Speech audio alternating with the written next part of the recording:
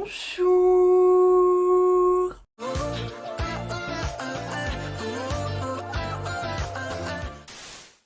Aujourd'hui, on se retrouve pour le drama le plus de 2021. Et on démarre tout de suite avec une catégorie que j'ai décidé de fusionner avec une autre, à savoir le drama le plus mignon et le drama le plus drôle, parce que je me suis rendu compte que dans ces deux catégories, j'avais mis les deux mêmes dramas. Bref, dans la catégorie du drama le plus mignon slash drôle, je citerai sans aucune hésitation Thierry Magique, selon lequel si à 30 ans vous êtes toujours puceau, vous développez des super pouvoirs. Et justement, notre héros, le jour de son 30e anniversaire, découvre qu'il peut lire dans les pensées. Et c'est comme ça qu'il va découvrir en fait qu'un de ses collègues de travail est amoureux de lui en secret, et vous savez ce qui va se passer, évidemment il va tomber amoureux de lui également. Mais bref, Thierry Magique m'a fait mourir de rire durant tous ces épisodes, parce qu'on a un héros qui est très maladroit et à qui il arrive tellement tout un tas de péripéties, le pauvre. Et on a un couple tellement mignon, les gars, ils ont une alchimie de fou et toutes leurs interactions sont tellement trop jolies. Franchement, Thierry Magique c'est tellement un drama feel good qui nous réchauffe nos cœurs par ses bons sentiments.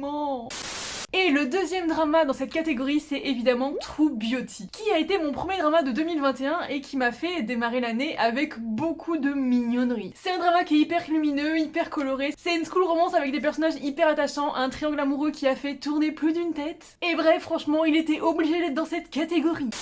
Dans la catégorie du drama le plus palpitant slash addictif, j'étais obligée de citer 3 dramas, à savoir Squid Game, My Name et Demon Catcher, qui vraiment ont rythmé mon année 2021, les gars. Le drama le plus romantique de mon année 2021, c'est évidemment Om Tom Cha Cha Cha. À chaque fois que je prononce le nom de ce drama, je me sens obligée de prendre cette intonation, qui est sans doute le couple le plus mignon de mon année 2021. Franchement, leurs interactions, leur complicité, leurs regards, leurs sourires, vraiment, ils sont tellement trop mignons, ils crèvent tellement l'écran ensemble, et c'est vraiment ma romance préférée de 2021 sans aucune hésitation. Le drama le plus touchant slash émouvant, évidemment, je pense immédiatement à Move to Heaven. Je vous ai déjà parlé plein de fois de ce drama, vous avez peut-être déjà vu mon avis sur le sujet, mais franchement, ça a été un immense coup de cœur. C'est un drama qui aborde énormément de choses et qui le fait avec beaucoup d'émotions. Je peux vous dire que j'ai beaucoup pleuré. Et je pense également à Demon Catcher. Oui, franchement, Demon Catcher m'a beaucoup fait pleurer également. Il fait passer par plein d'émotions. Le drama est hyper poignant, les personnages sont vraiment très attachants. Et franchement, je m'attendais pas à être autant émue par ce drama, parce que de prime abord, c'est un drama fantastique avec des chasseurs de démons. Enfin vraiment, je ne m'attendais pas à être autant touchée par l'histoire et par les personnages. Pépite! Le drama le plus original de mon année 2021, il y en a deux qui me viennent immédiatement en tête. Le premier, c'est The Silent Sea. Il y a mon avis qui a déjà été tourné, qui est déjà monté, la vidéo est prête, donc ça devrait sortir dans les jours qui viennent, je pense début février. The Silent Sea, ça se passe quasiment à huis clos dans une station spatiale sur la Lune, et j'ai trouvé ça vraiment trop chouette. Les effets spéciaux sont vraiment bons, les décors sont vraiment chouettes, les costumes, les tenues, tout est vraiment trop cool, et franchement, j'étais très étonnée de voir un drama coréen sur ce sujet, et j'attends d'autres dramas dans ce genre. Et évidemment, dans les dramas les plus originaux, j'étais obligée de penser à Squid Game, qui, je pense, a marqué 2021. Et justement, ce survival qui prend des jeux pour enfants pour faire s'entretuer des adultes, je pense que vraiment c'est un concept qui est vraiment génialissime. Et c'est pour ça que le drama a autant cartonné. Mais franchement, Squid Game m'a beaucoup marqué, et je pense qu'il a marqué beaucoup de personnes, et qu'il marquera encore d'autres, surtout que j'ai vu qu'il y avait une saison 2 qui était prévue. Je suis pas pour une saison 2, honnêtement, je me demande vraiment ce qu'ils vont faire, j'ai un petit peu peur, la saison 1 se suffit elle-même pour moi. Mais écoutez, comme tout le monde, je pense qu'il y a une saison 2, je la regarderai.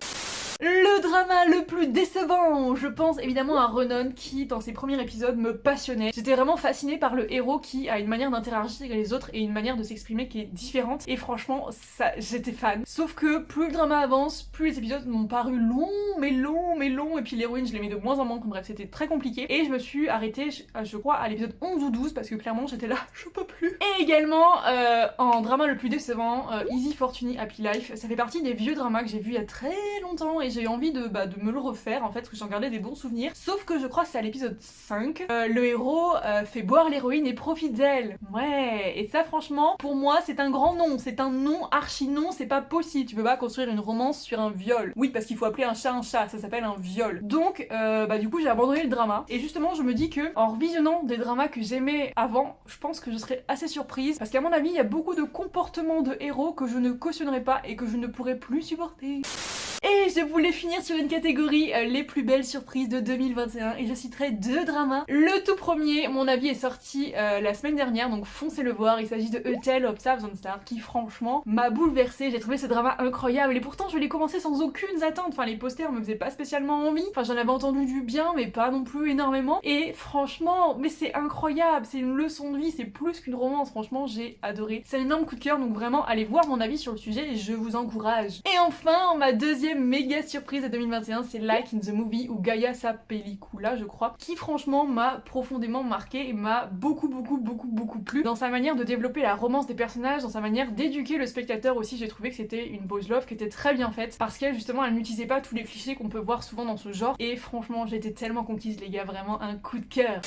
Donc voilà, c'en est tout pour ce drama le plus. J'avais noté au début une catégorie le drama le plus tragique, triste, mais au final j'ai rien mis dedans. Du coup vous en commentaire n'hésitez pas à me faire pareil les mêmes catégories que moi en rajoutant du coup le drama le plus tragique de mon année 2021. Mais voilà, ça me fait très plaisir. Cette vidéo clôt tous les bilans de 2021. Ça y est, on a terminé. Et je suis plutôt contente parce que j'ai tenu tous mes délais. D'ailleurs je sais pas si vous avez vu mais il y a de plus en plus de vidéos sur la chaîne. Ça y est, je reprends. 2021 ça a peut-être été une année un peu de pause, une année où j'avais plus trop envie de faire YouTube, une année où j'ai même pensé à arrêter YouTube. Franchement c'est assez incroyable quand on y pense. Mais ça y est, 2022, la machine est relancée. J'espère que vous êtes prêts parce que j'ai pas mal d'idées pour rendre cette année 2022 vraiment trop cool.